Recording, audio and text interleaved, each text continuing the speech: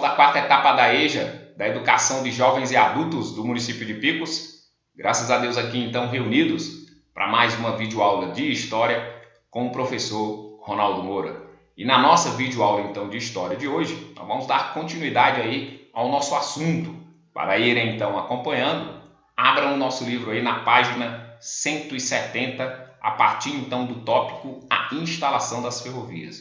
Mas espera aí, pessoal. Em relação às cidades, o que é que tem a instalação das ferrovias? Alguma relação? Possui? Sim, pessoal. No Brasil, principalmente aí na segunda metade do século XIX, a partir de 1850, vai sim ter principalmente ali na região sudeste, Rio de Janeiro, São Paulo, a construção das primeiras estradas de ferro, das primeiras ferrovias do Brasil. E aí, pessoal, qual o benefício que essas ferrovias, estradas de ferro, trouxe para o Brasil, trouxe para o brasileiro? Alguns benefícios, como, por exemplo, facilitar a locomoção de pessoas entre pontos ali do Rio de Janeiro, pontos do estado de São Paulo, tá certo? Então, facilita a locomoção de pessoas entre cidades, onde essas ferrovias então interligavam. Então, facilitava a locomoção de pessoas, interligava, diminuía distâncias entre cidades e principalmente, pessoal, essas primeiras ferrovias, elas foram principalmente construídas com o intuito de escoar a produção, principalmente do café. Nós podemos dizer que as primeiras ferrovias elas eram construídas para trazer do interior do estado do Rio para o porto da cidade do Rio o café para ser exportado, como também trazer do interior do estado de São Paulo para o Porto de Santos o café também para ser exportado. Então, as ferrovias elas diminuem distância entre cidades, promovem o transporte de pessoas, como também o transporte de produtos, principalmente o café, que era transportado dos interiores do Rio de Janeiro e de São Paulo para os portos de Santos e do Rio de Janeiro. Esse produto, café, que foi sim o principal produto de exportação do Brasil durante muito tempo, tá certo? E aí, a título de curiosidade, pessoal, a primeira ferrovia construída e inaugurada no Brasil, a primeira estrada de ferro construída e inaugurada no Brasil, interligava a cidade do Rio de Janeiro a Petrópolis, aquela cidade no interior do estado do Rio de Janeiro, que é sim uma cidade serrana, tá certo? Fica acima do nível do mar. Então, essa ferrovia, ela então servia para trazer o café dessa região, Petrópolis, para o Rio de Janeiro,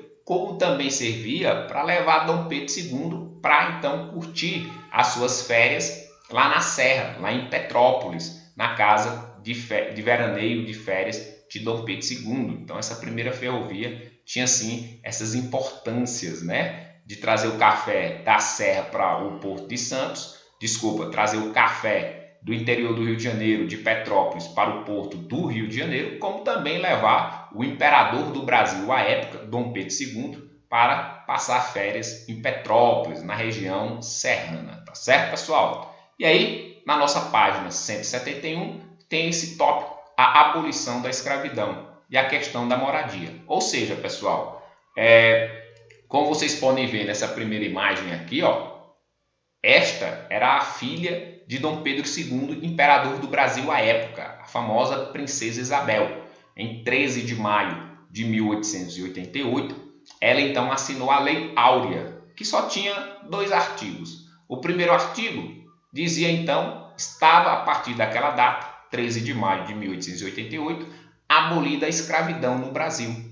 E o segundo artigo que dizia, faça-se cumprir. Então, pessoal, em 13 de maio de 1888, a Princesa Isabel, filha do imperador Dom Pedro II, assinou a Lei Áurea, abolindo, pondo fim definitivamente à escravidão no Brasil.